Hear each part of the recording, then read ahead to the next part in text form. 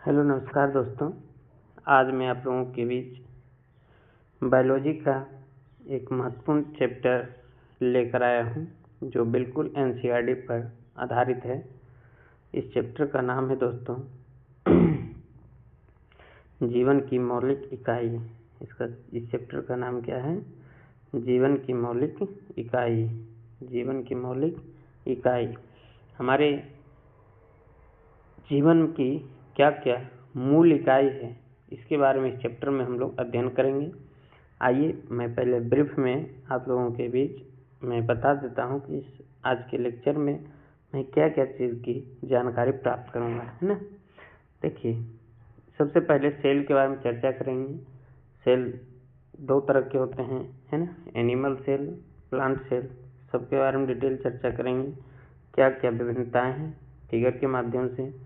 इसके अलावा सभी एकदम फैक्ट टू फैक्ट परिभाषा लिखा हुआ है, इसको समझने का भी प्रयास करेंगे और याद भी करेंगे। ये सबसे बहुत सारे क्वेश्चन पूछे जाते हैं। तो कोशिका के बारे में देखेंगे, सेल थ्योरी क्या है ये देखेंगे, किसने दिया था, एक कोशिकीय जीव क्या होता है, बहुकोशिकीय जीव क्या होता है, ये कोशिका के कौन कौन से भाग हैं, ठीक है। केंद्रक के बारे में चर्चा करेंगे।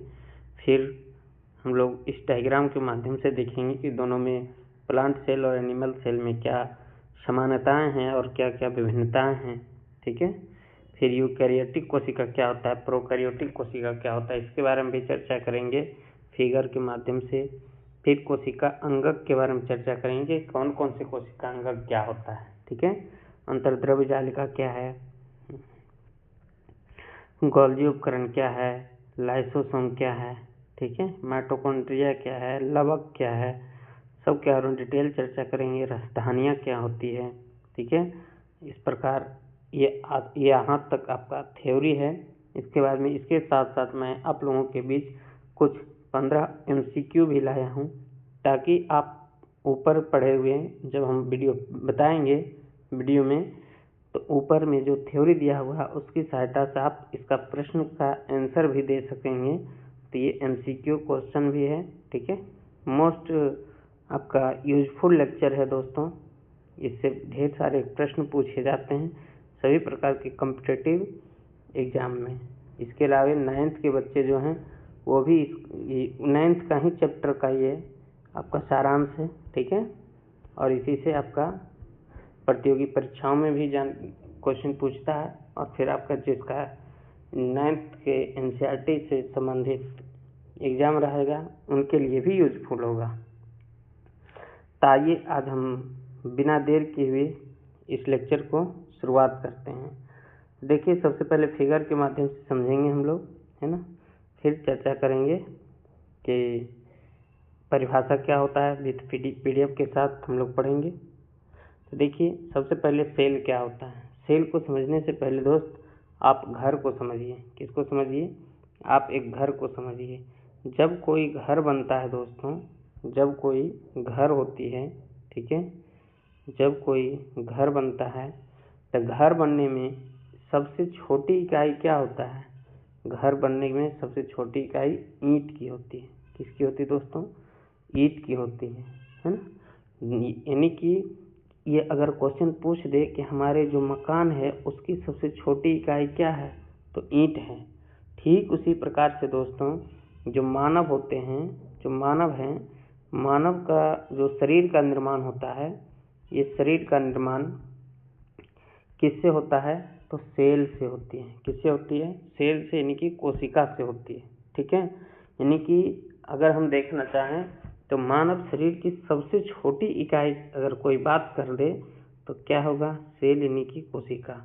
कई कोशिका मिलता है तब क्या बनता है दोस्तों? टिश्यू बनती है, यानी कि उत्तक बनता है। फिर कई उत्तक मिलता है तब ऑर्गन बनता है, यानी अंग बनता है। और कई अंग बनता है तब वो ऑर्गन सिस्टम होती है, यानी अंग तंत्र जिसको कहते हैं। और जब कई अंग तंत्र मिल जाती है तब क्या बनता है? एक बॉडी बनती है, ठीक है। इसको आप इस तरह से समझ सकते हैं दोस्तों कि मकान बनाना है तो मकान में सबसे छोटी इकाई क्या होगा? ईंट की होगी। क्या होगा? ईंट की होगी, ठीक है, ईंट का होगा। और ईंट में क्या होता है? ईंट से क्या चीज़ का निर्माण होता है? तो दीवार का निर्माण होता है। क्या चीज़ का निर्माण होता है दोस्तों? दीवार का निर्माण। यही दीवार से आपका चारों साइड दीवार बनता है, फिर इसमें क्या ऐड हो जाती है? छत ऐड हो जाती है। अंततः ये किसका रूप ले लेता है? प्लास्टर व्लास्टर सब करेंगे तब ये मकान बनता है। इस प्रकार देखा जाए तो सबसे छोटी इकाई मकान का क्या होगा? ईंट। ठीक उसी प्रकार से हमारे शरीर की सबसे छोटी इकाई क्या होगा? कोशिका होती है, यानी कि सेल होती है।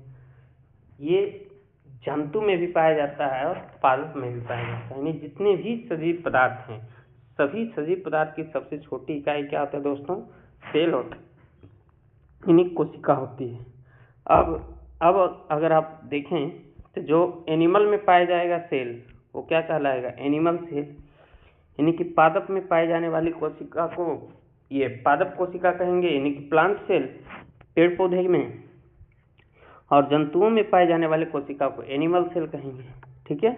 अब ये दोनों में डिफरेंट क्या होता है, आप डिफरेंट को भी देख सकते हैं। ठीक है।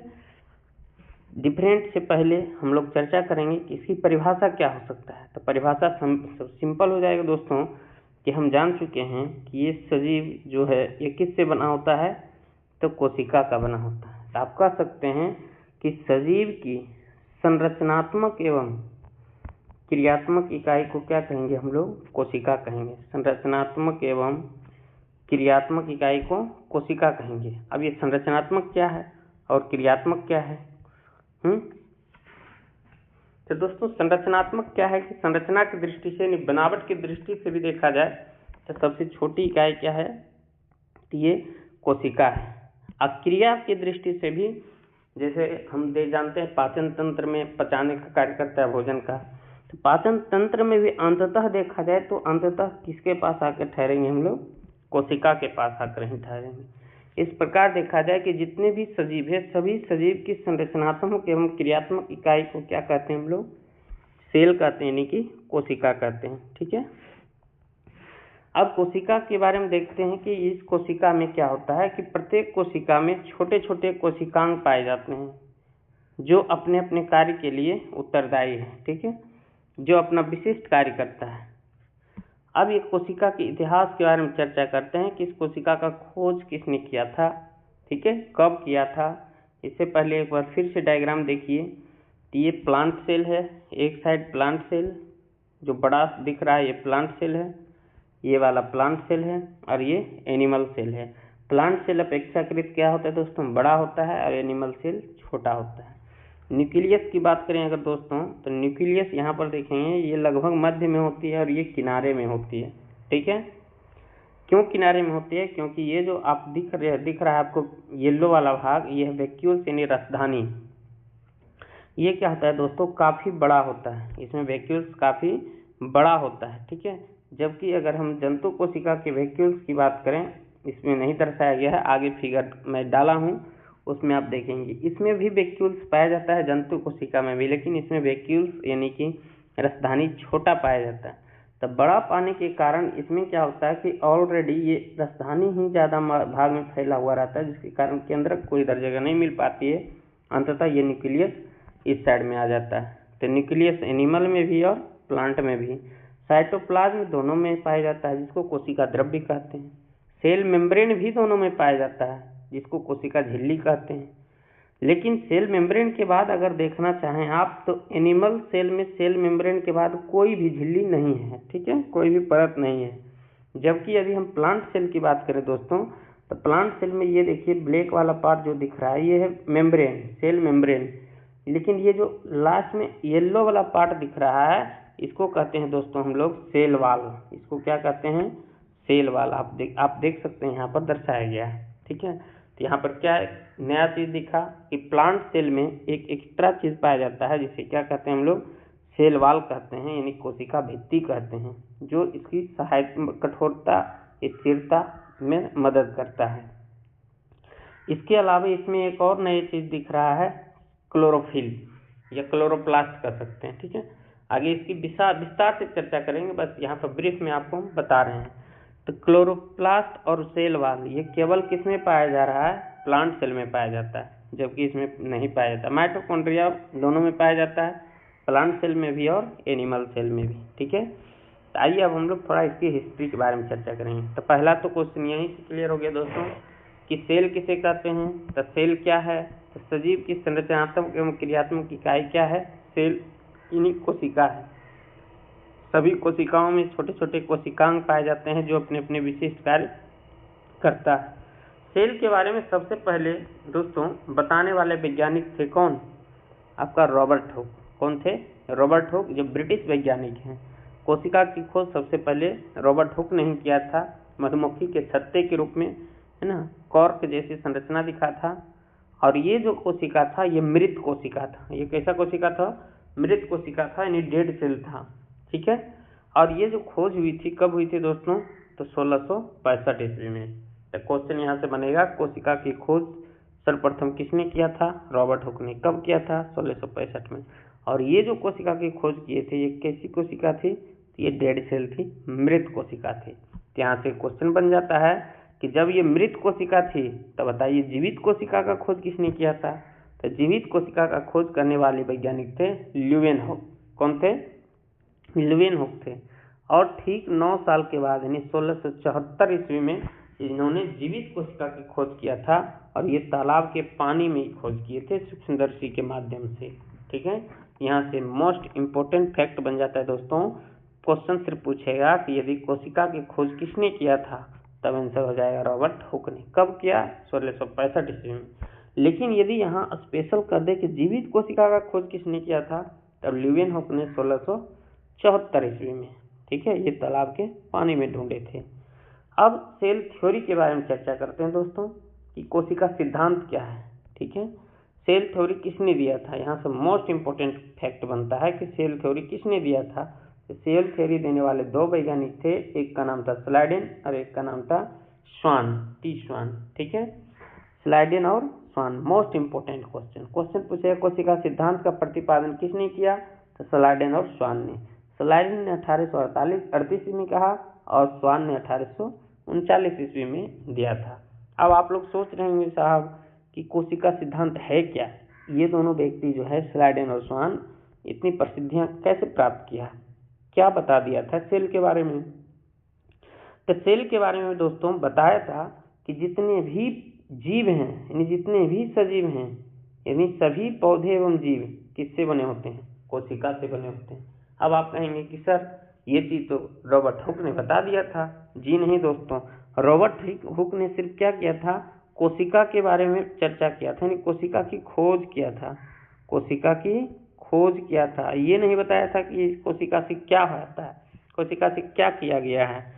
ये बताने वाले ये 2 वैज्ञानिक थे स्लाइडेन और स्वान। यानी कि जितने भी पौधे एवं जीव हैं सब किससे बने होते हैं, कोशिका से बने होते हैं, पहला सिद्धांत है। दूसरा कहता है कि कोशिका हमारे जीवन की मूल इकाई है, यानी कि जीवन की सबसे अगर छोटी इकाई कहें, मूल इकाई कहें, तो वो क्या है, कोशिका है। तो कोशिका सिद्धांत में 2 फैक्ट अभी आपने देखा।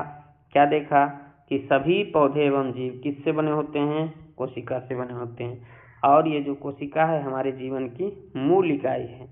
तीसरा फैक्ट क्या कहता है, ये 2 जो सिद्धांत हैं ये स्लाइडेन और स्वान ने दिया था। इसको और ज्यादा आगे बढ़ाने का कार्य यानी विस्तार करने का कार्य किए थे एक वैज्ञानिक जिसका नाम था विर्चो। क्या वैज्ञानिक का नाम था दोस्तों, विर्चो। विर्चो क्या किए थे, विर्चो साहब ने कहा कि ये जो पौधे हैं या जीव हैं सब तो कोशिका से बने हैं और कोशिका हमारे जीवन की मूल इकाई है, लेकिन कहता है ये जितने भी कोशिका है सब किस कोशिका से बने होते हैं, पूर्ववर्ती कोशिकाओं से बने होते हैं, यानी कि पहले की कोशिकाओं से बने होते हैं। ठीक है, तो ये क्वेश्चन पूछता है कि सर्वप्रथम किस वैज्ञानिक ने बताया था कि जितने भी कोशिकाएं हैं वो किस कोशिकाओं से बनी होती है, तो पूर्ववर्ती कोशिका से यानी पहले से बने कोशिका से बनी होती है। ये बताने वाले कौन थे, विर्चो थे। इसे विर्चाऊ के भी कहीं लिखा जाता है। और ये बात बताए थे कब, 1855 में। कब बताए थे दोस्तों, 1855 में। हम उम्मीद करते हैं कि आप लोग सेल थ्योरी को अच्छे ढंग से समझ लिए होंगे। तो फटाफट एक बार रिकॉल कीजिए जल्दी से मेरे साथ कि कोशिका सिद्धांत किसने दिया था, तो स्लाइडेन और स्वान ने दिया था। कब दिया था, 1838 और 39 में। कोशिका सिद्धांत के कितने फैक्ट हैं, 3 सिद्धांत हैं। जितने भी पौधे एवं जीव हैं सब किससे बने होते हैं दोस्तों? कोशिका से बने होते हैं। फिर कोशिका हमारे जीवन की मूल इकाई है और इसको आगे बढ़ाने का कार्य किए थे कौन? विर्चो। कहे थे जितने भी कोशिकाएं हैं सब किस कोशिका से बनी होती है? पूर्ववर्ती कोशिकाओं से बनी होती है। और ये बात कब कहे थे? 1855 में। किसने कहे थे? विर्चो ने कहे थे। ठीक है, तो इसे सेल थ्योरी से क्वेश्चन बनता है। आगे अगर देखें, एक कोशिकीय जीव क्या है और बहुकोशिकीय जीव क्या है? आप नाम से भी आप स्पष्ट समझ सकते हैं कि एक कोशिकीय जीव कहा जा रहा है और बहुकोशिकीय जीव। जो एक कोशिका से मिलकर बनेगा उसे एक कोशिकीय जीव कहेंगे, जो एक से अधिक कोशिका से मिलकर बना होगा उसे बहुकोशिकीय जीव, है ना। एक कोशिकीय को इंग्लिश में कहते हैं यूनिसेलुलर ऑर्गेनिज्म और इसको मल्टी सेलुलर ऑर्गेनिज्म। ठीक है, इसके कुछ लक्षण दिए गए हैं, है ना। ये लक्षण क्या क्या है? कोशिका की संख्या के आधार पर क्या डिफरेंट है, कार्य के आधार पर, कार्य के विभाजन के आधार पर, जनन के आधार पर और एज के आधार पर, यानी कि लाइफ स्पैन के आधार पर देखते हैं। तो देखिए दोस्तों, यहाँ पर कोशिका की संख्या पर एक कोशिकीय कोशिका में कितने जीव? कोशिका, एक कोशिका, यह केवल एक कोशिका से बने होते हैं और ये अधिक मात्रा में कोशिका होती है, यानी एक से अधिक कोशिका से बनी होती है। कार्य क्या करेगा दोस्तों? अब बताइए, जिसके घर में एक ही आदमी है, सब काम एक ही व्यक्ति करेगा ना, कि दूसरा कोई आ जाएगा? जैसे एक घर में एक ही सिस्टर किसी का है और किसी घर में 2-3 सिस्टर है, तो देखते होंगे कि जिसके घर में 2-3 सिस्टर हैं उस सब घर के काम को बंटवारा कर रहेगा कि रोटी ये बनाएगी तो खाना ये बनाएगी, है ना, सब्जी ये बनाएगी तो भुजिया ये बनाएगी, सब बांट लेता है ना। लेकिन जिस घर में एक ही सिस्टर है तो बेचारी सब काम यही करती है, बर्तन भी ये धोएगी, खाना भी ये बनाएगी, है ना, आपका घर के कपड़ा भी साफ यही करेगी, क्योंकि एक कोशिका है, एक व्यक्ति है। ठीक उसी प्रकार से दोस्तों यहाँ पर अगर देखें तो कार्य में क्या होगा कि कोशिका के सभी कार्य एक ही कोशिका द्वारा किए जाते हैं, क्योंकि एक ही कोशिका है। जबकि विभिन्न कोशिकाएं विभिन्न प्रकार के कार्य करती है, यानी अलग अलग कोशिका अलग अलग कार्य करती है। ठीक है, दूसरा देखें कार्य का विभाजन।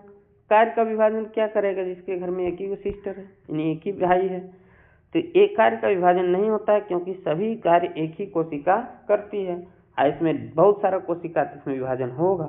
विशेष कोशिकाएं विभिन्न प्रकार के कार्य करती है। जनन एकल कोशिका के द्वारा, इसमें विशेष कोशिकाएं अर्थात जनन कोशिकाएं जनन में भाग लेती है।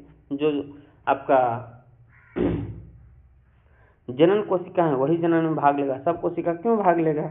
लाइफ आयु में इसकी आयु कम होती है, इसकी आयु लंबी होती है, स्वाभाविक है, इसमें एक ही कोशिका, इसमें एक से अधिक। ठीक है, तो उम्मीद करते हैं कि आपको ये भी समझ में आ गया होगा। अब कोशिका के हम लोग पार्ट के बारे में देखते हैं, कोशिका के भाग के बारे में देखते हैं। तो कोशिका के कितने भाग होते हैं दोस्तों? 3 भाग। आइए तीनों भाग के बारे में हम लोग चर्चा करते हैं बारी बारी से। ठीक है, इसको समझने से पहले अगर हम चलिए देख ही लेते हैं, फिर फिगर में हम बाद में दिखा देंगे। ठीक है, शुरू में भी आपको थोड़ा सा फिगर की जानकारी दिया गया था। कोशिका झिल्ली के बारे में चर्चा किए थे हम लोग, कोशिका भित्ति के बारे में भी देखे थे, कोशिका द्रव्य के बारे में भी देखे थे। आइए अब हम इसके बारे में डिटेल चर्चा करते हैं। ठीक है, तो पहला क्वेश्चन है दोस्तों, यानी पहला पॉइंट, कोशिका झिल्ली। कोशिका के 3 भाग, कोशिका झिल्ली, कोशिका द्रव्य और एक है केंद्रक। अब आप लोगों में से कह रहे हैं सर कोशिका भित्ति कहाँ गया? कोशिका भित्ति है जो केवल कहाँ पाया जाता है? प्लांट सेल में पाया जाता है, यानी कि पादप कोशिका में पाया जाता है। कोशिका झिल्ली क्या है? कोई भी कोशिका हो दोस्तों। आइए पहले हम लोग फिगर के माध्यम से ही समझने का प्रयास करते हैं। ये देखिए दोनों सेल के बारे में। ठीक है, कोशिका झिल्ली क्या है ना? Cell membrane. क्या है इंग्लिश में? Cell membrane. ये सेल मेम्ब्रेन। अब देखिए आप लोग, सेल मेम्ब्रेन कहीं है क्या? बिल्कुल यहाँ पर सेल मेम्ब्रेन है। सेल मेम्ब्रेन दोनों सेल में पाया जाता है, प्लांट सेल और एनिमल सेल में। ये क्या होता है कि जंतु कोशिका के सबसे बाहरी परत होती है। जंतु कोशिका के सबसे बाहरी झिल्ली क्या कहलाती है? सेल मेम्ब्रेन कहलाती है। सेल मेम्ब्रेन दोनों कोशिकाओं में पाया जाता है। ठीक है, जबकि पादप कोशिका के सबसे बाहरी परत को क्या कहते हैं दोस्तों?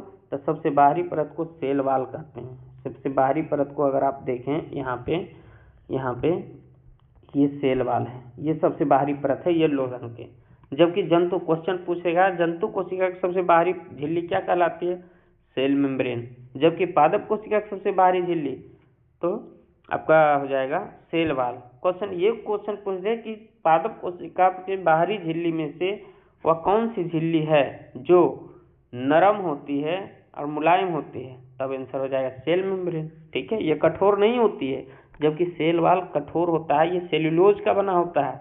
जबकि सेल मेम्ब्रेन आपका लिपिड और प्रोटीन की बनी होती है, लिपिड और प्रोटीन की बनी होती है। कौन? आपका सेल मेम्ब्रेन, ये मुलायम होता है।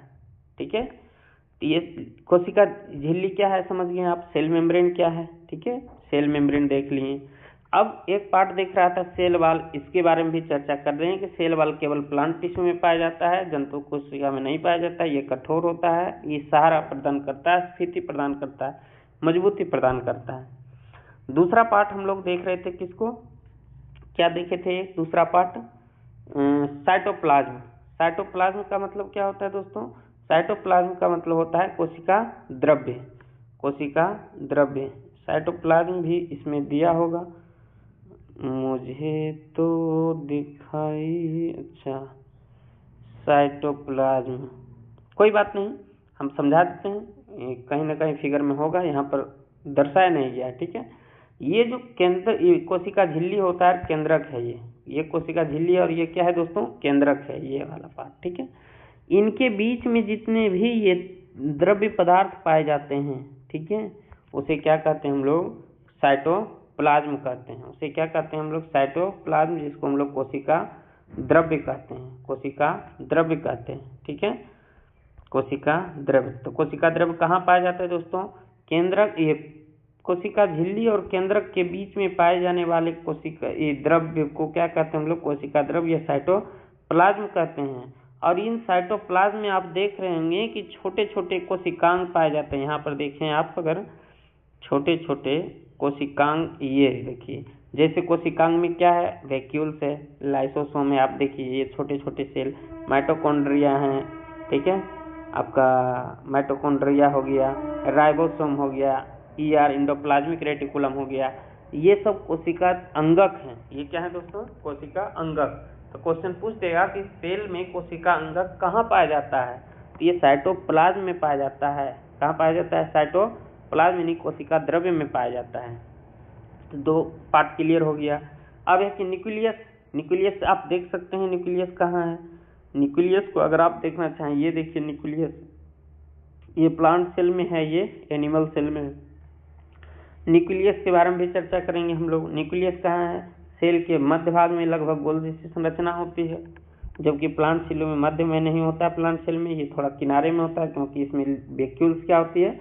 बड़ा होता है। इसमें वैक्यूल्स क्या होता है? छोटा होता है। ये देखिए वैक्यूल्स है। ठीक है, आइए अब हम लोग परिभाषा देखते हैं विथ पीडीएफ के माध्यम से। देखिए कोशिका झिल्ली सब चर्चा कर दिए हम। कोशिका का सबसे बाहरी आवरण कोशिका झिल्ली कहलाता है। बिल्कुल, यह पादप एवं जंतु दोनों कोशिकाओं में पाया जाता है। यह किससे बना होता है? लिपिड और प्रोटीन का बना होता है। जंतु कोशिका में सबसे बाहर पाया जाता है, पादप कोशिका में सबसे बाहर नहीं पाया जाता। ये भी आपको फिगर के माध्यम से समझाए थे। तो क्वेश्चन यहाँ पर बनता है कि कोशिका झिल्ली किसका बना होता है? लिपिड एवं प्रोटीन का बना होता है। अगला देखते हैं हम लोग कोशिका भित्ति। कोशिका भित्ति को भी आपने येलो कलर से देखा था, और सौभाग्य है कि येलो कलर से यहाँ भी दर्शाया गया है। ठीक है, ये भाई साहब हाथ खड़ा किए हुए। ये केवल कहाँ पाया जाता है दोस्तों? पादप कोशिकाओं में पाया जाता है। और ये जो बना होता है, ये किसका बना होता है? ये बना होता है आपका सेलुलोज का। क्वेश्चन पूछता है दोस्तों कि पादप कोशिकाओं में जो सेल वाल पाया जाता है, यानी कोशिका भित्ति पाई जाती है, ये किसका बना होता है? तो सेलुलोज का बना होता है। और ये काफी मजबूत होती है, कठोर होती है। यह पौधों को यांत्रिक सहारा प्रदान करता है। कोई दिक्कत? ये यांत्रिक सहारा प्रदान करता है। ये सेल वाल है। सेल वाल कहाँ पाया जाता है? केवल पादप कोशिकाओं में। अगला कोशिका द्रव्य, साइटोप्लाज्म के बारे में भी आपको बताए थे, जो कहाँ पाया जाता है? कोशिका झिल्ली और केंद्रक के बीच के भाग को क्या कहते हैं? कोशिका द्रव्य कहते हैं। और इस कोशिका झिल्ली के अंदर कोशिका द्रव्य एक क्या है? तरल पदार्थ है। आपको बताए थे लिक्विड पदार्थ है। और इसी द्रव्य में ही कोशिका के घटक पाए जाते हैं जिसे कोशिका के अंगक कहते हैं या कोशिकांग कहते हैं। कोई दिक्कत? अब इस कोशिकांग में आपको बताए थे कि कौन कौन सा कोशिकांग है दोस्तों, तो माइटोकॉन्ड्रिया है, लवक है, गोल्जी उपकरण है, अंतर्द्रव्य पाजालिका है, लाइसोसोम है, केंद्रक है आपका, और साइटोसोम है। ये सब चीज पाए जाते हैं। ये सब कहाँ पाए जाते हैं दोस्तों, तो कोशिका द्रव्य में पाए जाते हैं। कोशिका अंगक जो अपने अपने कार्य के लिए, विशिष्ट कार्य के लिए जिम्मेदार है। ठीक है, अगला मोस्ट इंपोर्टेंट है दोस्तों केंद्रक। क्या है? केंद्रक, जिसको न्यूक्लियस कहते हैं। कोशिका के मध्य में गोल संरचना पाई जाती है जिसे केंद्रक कहते हैं। केंद्र नहीं, केंद्रक कहते हैं। ठीक है, थोड़ा मिस्टेक हो गया है। और पादप कोशिका में थोड़ा किनारे पाया जाता है क्योंकि उसमें वैक्यूल्स यानी रसधानियां बड़ी होती है, जिस कारण उसे वह किनारे में होता है। इसका कार्य क्या है? ये कोशिका के सभी क्रियाओं पर क्या करता है? नियंत्रण रखता है। यानी कि कोशिका का ब्रेन अगर कहा जाए तो किसको कहेंगे हम लोग? न्यूक्लियस को कहेंगे, यानी कि केंद्रक को कहेंगे। ठीक है, अगला देखते हैं दोस्तों कि केंद्रक का खोज किसने किया था, तो रॉबर्ट ब्राउन ने किया था। कब किया? 1831 ईस्वी में। क्वेश्चन पूछेगा कि कोशिका का खोज, केंद्रक का खोज किसने किया? रॉबर्ट ब्राउन ने। कब किया? 1831 में। जबकि कोशिका खोज किसने किया था? रॉबर्ट हुक ने। कब किया? 1665 ईस्वी में। और यह 1831 ईस्वी में। यह दोहरी झिल्ली, इसमें दोहरी झिल्ली पाए जाते हैं। दो झिल्ली होती है केंद्रक में। एक और कोशिका अंगक है माइटोकॉन्ड्रिया, इसमें भी दोहरी झिल्ली होती है, आप ध्यान रखेंगे। केंद्रक में देखें दोस्तों, केंद्रक में धागे नुमा संरचना पाया जाता है जिसे क्या कहते हैं हम लोग? क्रोमेटिन कहते हैं। और यही क्रोमेटिन जब कोशिका विभाजन होने लगता है, इसका आकार किस रूप का हो जाता है? छड़ का रूप ले लेता है, जिसे हम लोग क्या कहते हैं? क्रोमोसोम कहते हैं या गुणसूत्र कहते हैं। कोई दिक्कत? यह अनुवांशिक पदार्थ के बने होते हैं। कौन? क्रोमेटिन। जैसे ही कोशिका विभाजन के लिए तैयार होता है तो क्रोमेटिन छड़ का रूप ले लेता है, जिसे क्या कहते हैं हम लोग? क्रोमोसोम कहते हैं या क्रोमोसोम कहते हैं, जो मानव में 23 जोड़े पाए जाते हैं, यानी 46 को। ठीक है, क्रोमोसोम किसका बना होता है? तो क्रोमोसोम डीएनए एवं प्रोटीन के बने होते हैं। डीएनए के क्रियात्मक खंड को क्या कहते हैं हम लोग? जीन कहते हैं। डीएनए के बारे में कई बार हम लोग चर्चा कर चुके हैं। डीएनए का जो फुल फॉर्म होता है क्या होता है? डीऑक्सी राइबोज न्यूक्लिक एसिड, है ना? डीऑक्सी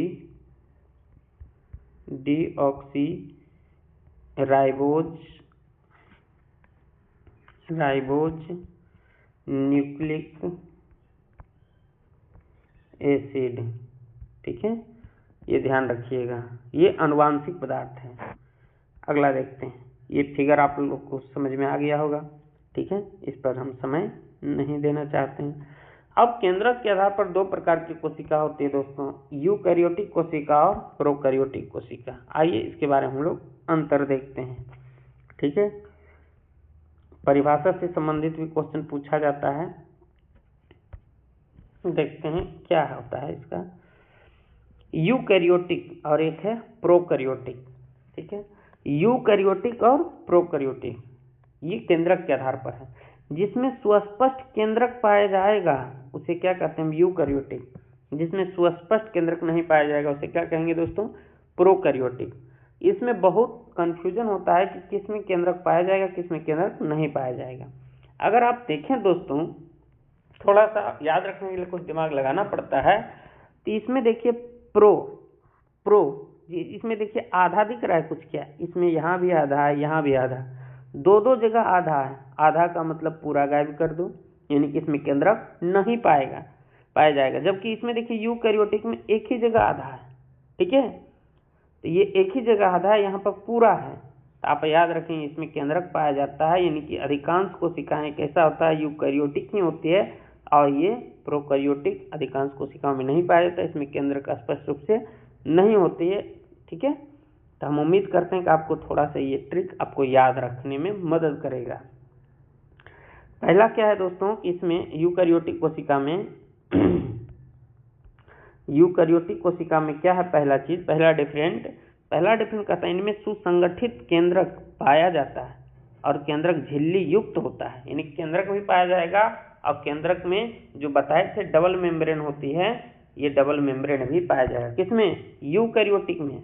देखिए प्रोकैरियोटिक में क्या है? इसमें केंद्रक सुसंगठित नहीं होता है और ना ही केंद्रक झिल्ली पाया जाता है, यानी अनुपस्थित रहता है। आपको याद करने के लिए बताए थे। प्र का मतलब आधा, मतलब गायब कर देना। यूकैरियोटिक मतलब पूरा, यानी इसमें सब कुछ है, ठीक है। यानी केंद्रक का ही खेल है। इसमें सुस्पष्ट केंद्रक और केंद्रक झिल्ली पाया जाता है, इसमें सुस्पष्ट केंद्रक नहीं पाया जाता, ना ही केंद्रक झिल्ली पाया जाता है।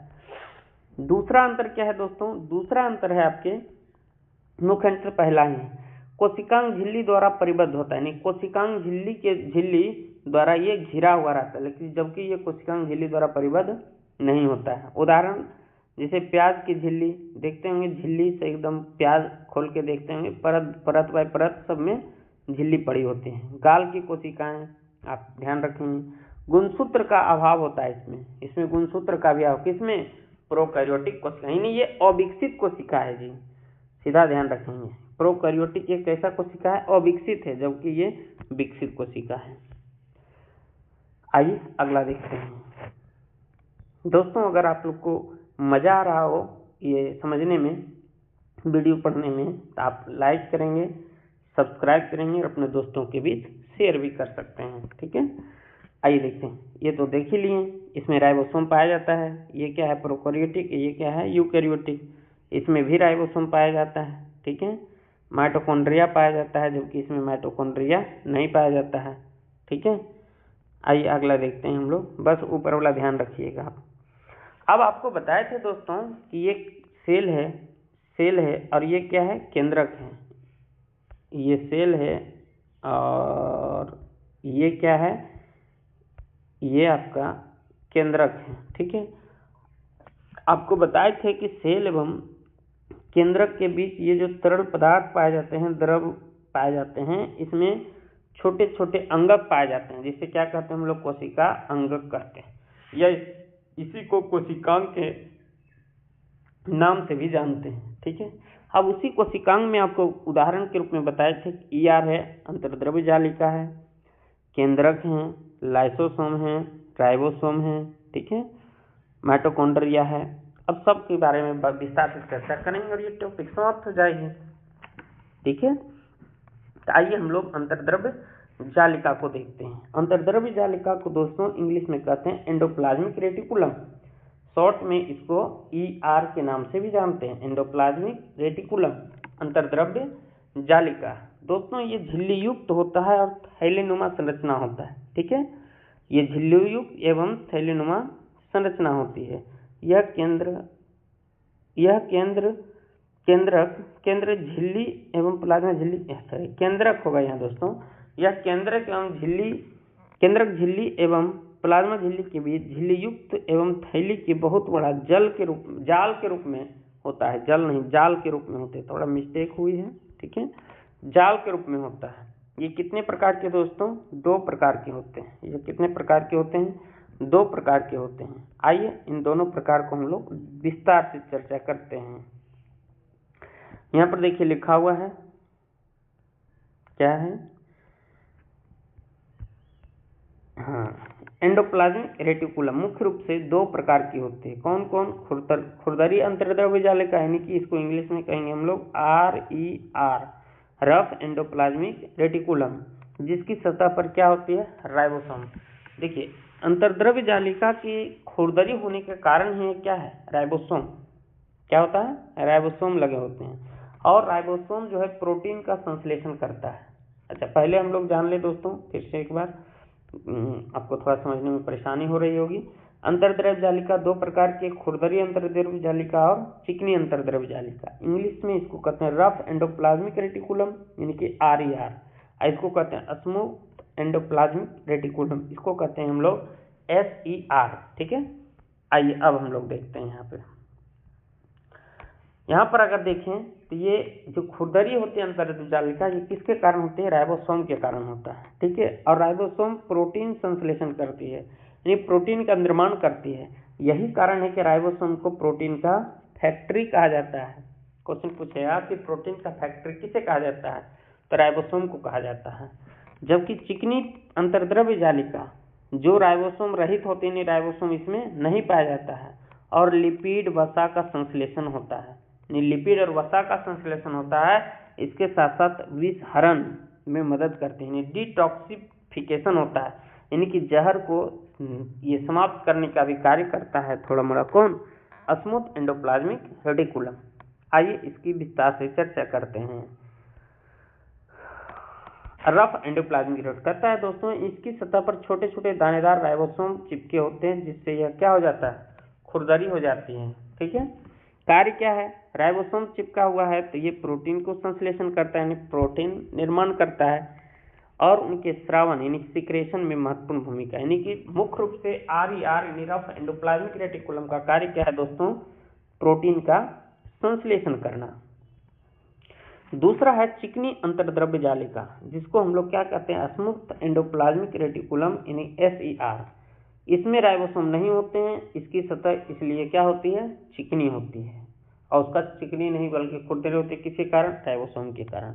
इसका कार्य क्या है दोस्तों, ये लिपिड यानी वसा, स्टेरॉयड हार्मोन का संश्लेषण करता है, और यकृत कोशिकाओं में विषहरण यानी डिटॉक्सिफिकेशन का काम करता है, यानी कि थोड़ा मोड़ा अगर जहरीले पदार्थ आप सेवन कर लेते हैं तो उसको विषहरण करने का कार्य भी आपका ये SER यानी स्मूथ एंडोप्लाज्मिक रेटिकुलम करता है।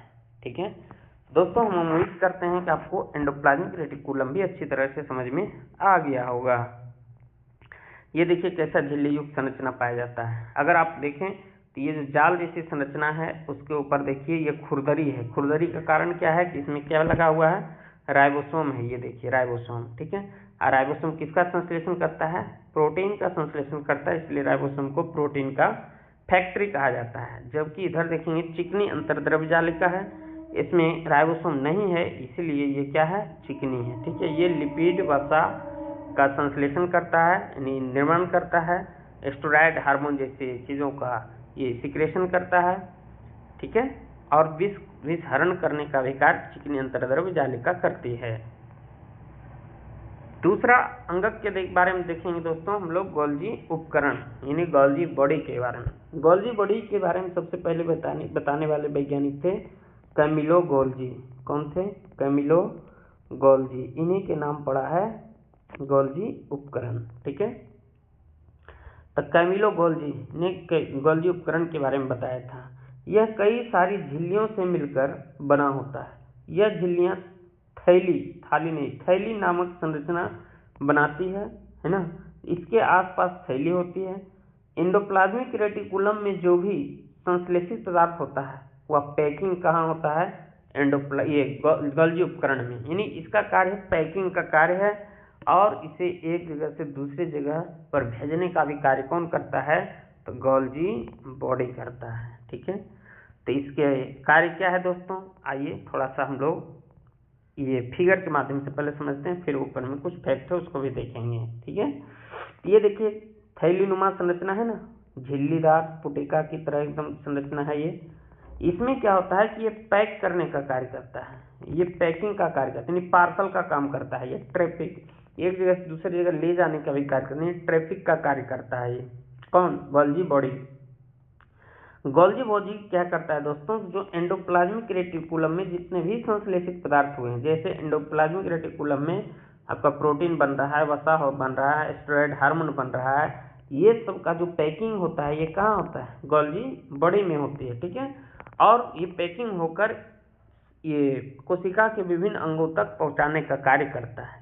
कौन, गोल्जी बॉडी कार्य करता है। ठीक है, ये गोल्जी बॉडी की संरचना है। इसके अलावा गोल्जी बॉडी एक और महत्वपूर्ण अंगक का निर्माण करता है। उस अंगक का नाम क्या है दोस्तों, लाइसोसोम। लाइसोसोम, तो क्वेश्चन पूछेगा कि लाइसोसोम जो है किससे बनता है, तो गोल्जी बॉडी के द्वारा यानी गोल्जी उपकरण के द्वारा बनता है। क्वेश्चन पूछेगा हमारे कोशिका में पैकिंग करने का कार्य किसका है, तो गोल्जी उपकरण का। एक जगह से दूसरी जगह ले जाने का कार्य क्या है, जो संश्लेषित पदार्थ है वो भी गोल्जी उपकरण का। आइए तो अगला अंगक के बारे में देखते हैं हम लोग, लाइसोसोम।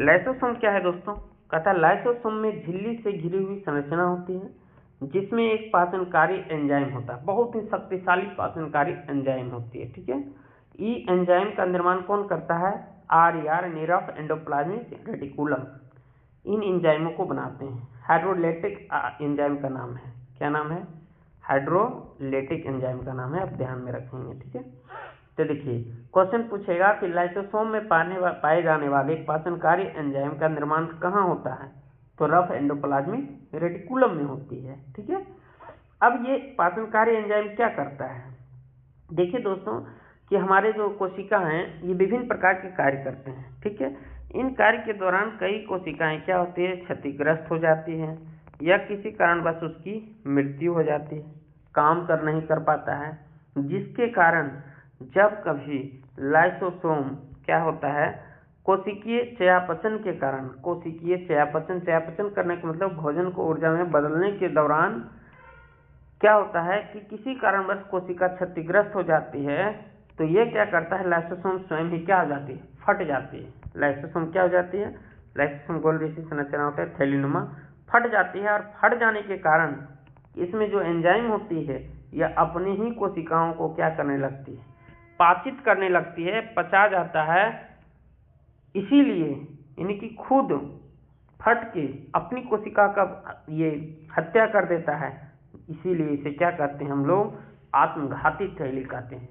लाइसोसोम को क्या कहा जाता है दोस्तों, कोशिका का आत्मघाती थैली या सुसाइड बैग के नाम से भी जाना जाता है। तो क्वेश्चन पूछेगा कि कोशिका के किस अंगक को सुसाइड बैग ऑफ सेल कहा जाता है, यानी आत्महत्या की थैली या आत्मघाती थैली कहा जाता है। इसका आंसर क्या होगा दोस्तों, लाइसोसोम होगा। कौन होगा, लाइसोसोम।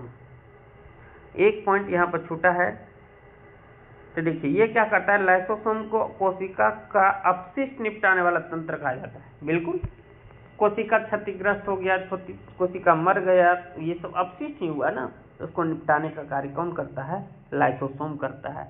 तो क्वेश्चन ये पूछ सकता है कि कोशिका के किस अंग को पाचन स्थल माना जाता है, या कोशिका में पाचन क्रिया कहाँ होती है, तो लाइसोसोम में। ठीक है, और फिर क्वेश्चन पूछेगा कि किस कोशिका अंगक को आत्मघाती थैली कहते हैं, तो लाइसोसोम को।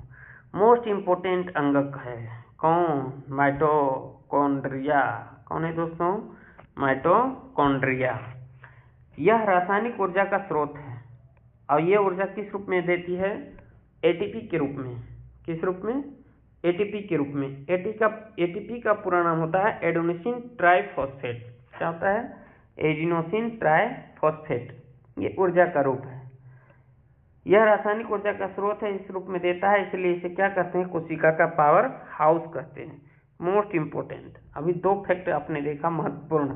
पहला कहेगा कि कोशिका की आत्मघाती थैली, तो लाइसोसोम, लेकिन क्या है, कोशिका का पावर हाउस, तब क्या कहेंगे दोस्तों, माइटोकॉन्ड्रिया। क्यों, क्योंकि ये ऊर्जा निर्माण करता है, किस रूप में, एटीपी के रूप में। एटीपी क्या है, ये कोशिका का ऊर्जा है। यही ऊर्जा के माध्यम से जो विशिष्ट कोशिकाएं हैं अपना निर्धारित कार्य को अंजाम देती है।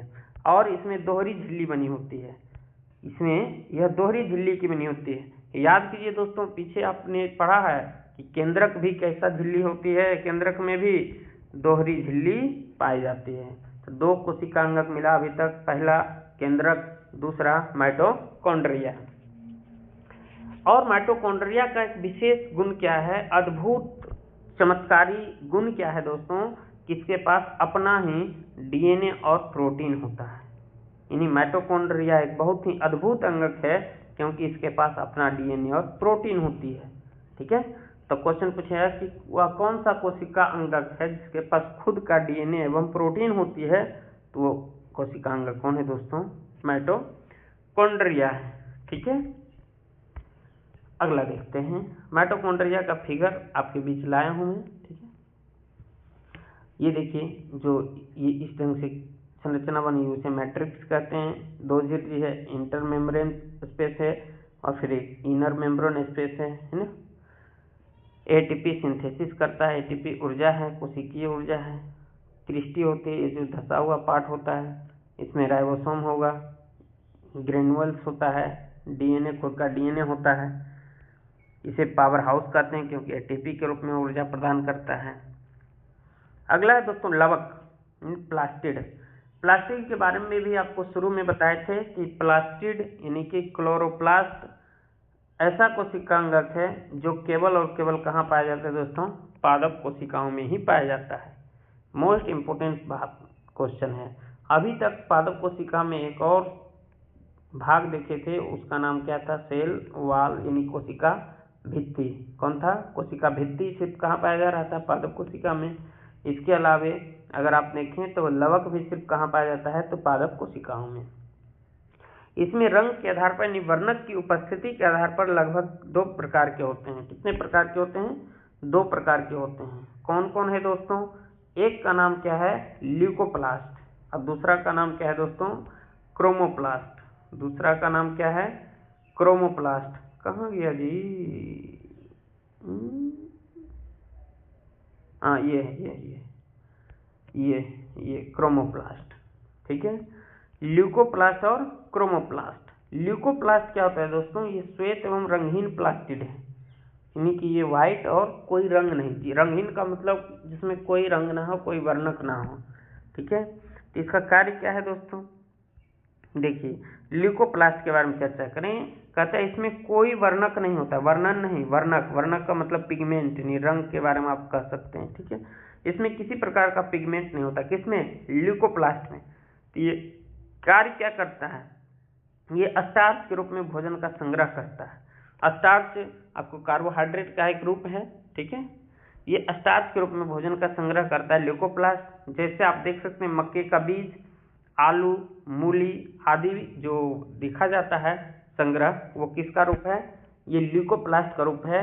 ये स्टार्च के रूप में भोजन का क्या करता है, संग्रह करता है। जबकि हम बात करें यदि क्रोमोप्लास्ट की, किसकी बात करें दोस्तों, क्रोमोप्लास्ट की, तो क्रोमोप्लास्ट एक रंगीन प्लास्टिड है, यानी रंगीन लवक है। इसमें वर्णक पाए जाते हैं, वर्णा नहीं, वर्णक। इसमें वर्णक पाए जाते हैं, यानी कि कलर पाया जाता है। यह कई रंगों के होते हैं। ठीक है, और इसमें एक विशिष्ट पदार्थ है दोस्तों, विशिष्ट चीज क्या है आपका, एक मिनट, क्लोरोफिल। क्या है दोस्तों, क्लोरोफिल। क्लोरोफिल, इस जिस क्रोमोप्लास्ट में क्लोरोफिल पाया जाएगा उसे क्या कहते हैं हम लोग, क्लोरोप्लास्ट। तो आप कभी कहीं कहीं पढ़े होंगे कि प्लास्टिड या लवक 3 प्रकार के होते हैं, जो बोल देता है ल्यूकोप्लास्ट, क्रोमोप्लास्ट और क्लोरोप्लास्ट। ठीक है, लेकिन ये जो क्लोरोप्लास्ट पढ़ते हैं ये किसका हिस्सा है, क्रोमोप्लास्ट का हिस्सा है।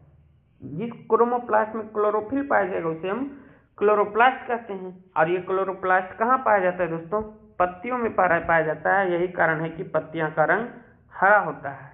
और यह भी दोहरी झिल्ली वर्ष के बने होते हैं, घिरी होती है। याद कीजिए, केंद्रक भी दोहरी झिल्ली से घिरा था, माइटोकॉन्ड्रिया भी दोहरी झिल्ली से घिरा था, इसके अलावा लवक भी दोहरी झिल्ली से घिरी हुई है। पादप कोशिका में क्लोरोफिल की उपस्थिति के कारण ही कौन सी क्रिया हो पाती है, प्रकाश संश्लेषण की क्रिया संपन्न हो जाती है दोस्तों। और आपको पता होगा कि प्रकाश संश्लेषण क्रिया के बाद ही पौधे अपना भोजन बना पाता है। यही कारण है कि क्लोरोफिल को रसोई घर के नाम से भी जाना जाता है। ठीक है, या क्लोरोफिल के जगह पर दे देगा आपका क्या चीज, पत्ती भी देगा तब भी सही है। क्वेश्चन पूछेगा पौधे के किस भाग को आपका रसोई घर कहा जाता है, तो पत्ती भी मार सकते, पत्ती में ऑप्शन होगा। और उसके अंदर घुसा जाएगा पत्ती की किस भाग को, तब आंसर क्या जाएगा, क्लोरोफिल हो जाएगा। कोई दिक्कत। जिस प्रकार आपने देखा दोस्तों कि माइटोकॉन्ड्रिया एक अद्भुत अंगक था, क्योंकि इसके पास खुद का डीएनए और खुद का प्रोटीन था। ठीक उसी प्रकार से हमारे जो पादप कोशिकाओं में पाए जाने वाले अंगक है लवक, इसके पास भी खुद का डीएनए और खुद का प्रोटीन पाया जाता है। ठीक है, तो 2 अंगक आ गया अभी तक कि कोशिका के कौन कौन से अंगक हैं जिनके पास खुद का डीएनए और खुद का प्रोटीन होती है। एक है माइटोकॉन्ड्रिया और दूसरी क्या है, लवक या प्लास्टिड है। आखिरी आपका कोशिका अंगक है दोस्तों रसधानियां या रिक्तिका, इसको वैक्यूल्स के नाम से भी जानते हैं। ठीक है, वैक्यूल्स क्या है, यह रिक्तिका क्या है, रिक्तिका नहीं दोस्तों, यह है रिक्तिका। क्या है, रिक्तिका। रिक्तिका में कुछ पदार्थों का संग्रह होता है। ठीक है, जंतु कोशिका में इसकी संरचना क्या होती है? छोटी, जबकि पादप कोशिका में इसकी संरचना क्या होती है? बड़ी। आपको फिगर में भी दिखाए थे, ठीक है। यही कारण था कि पादप कोशिकाओं में जो आपका केंद्रक था वो किनारे में था, जबकि जंतु कोशिका के मध्य भाग में। पादप कोशिकाओं की राजधानी नहीं जी, राजधानियों में कोशिका द्रव्य भरा होता है जो पादप की स्फीति, निकट मजबूती एवं कठोरता प्रदान करता है। कौन? राजधानी। दोस्तों, इस प्रकार से आपका थ्योरी समाप्त हो जाती है, द एंड ऑफ थ्योरी। आइए अब हम लोग इससे जुड़े हुए कुछ प्रश्न के बारे में भी चर्चा करते हैं। 15 प्रश्न है, आप फटाफट आंसर बताते चलेंगे। पहला दोस्तों, कोशिका की खोज किसने की थी? स्वान ने, ब्राउन ने, रॉबर्ट हुक ने, लुई पास्चर ने। तो इसका आंसर क्या होगा दोस्तों? रॉबर्ट हुक ने किया था कोशिका की खोज 1665 ईस्वी में किया था। अब आप लोग आंसर क्वेश्चन कमेंट में बताएंगे कि रॉबर्ट ब्राउन ने क्या चीज का खोज किया था। हम आपके कमेंट का इंतजार करेंगे। अगला देखते हैं दोस्तों, प्रोकैरियोटिक कोशिका में क्या नहीं होता है? प्रोकैरियोटिक कोशिका में क्या नहीं होता है? कोशिका झिल्ली होती है? हाँ होती है। कोशिका द्रव होता है? ये भी होता है। कोशिका झिल्लीबद्ध कोशिकांग होता है? नहीं, झिल्ली नहीं पाया जाता है। राइबोसोम भी होता है, इसलिए आंसर इसका क्या हो जाएगा? सी नंबर हो जाएगा। यानी कोशिकाबद्ध कोशिकांग प्रोकैरियोटिक में नहीं होते, यह एक अविकसित कोशिका था।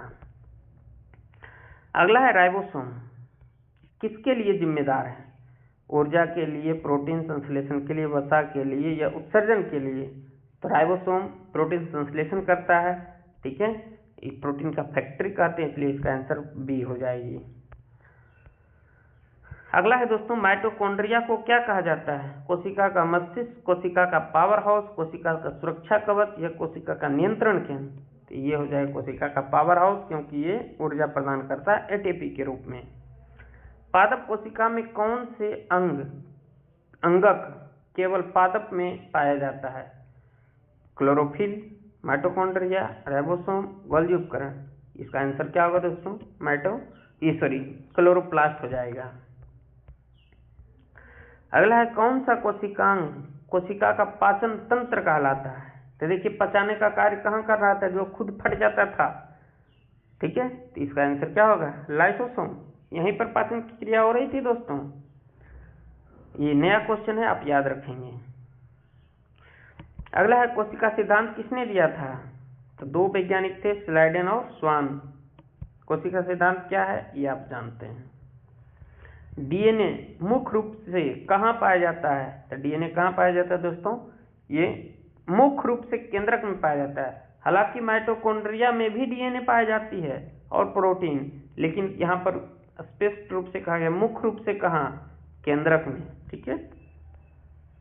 यहाँ पर फंसने की कोशिश न कीजिएगा।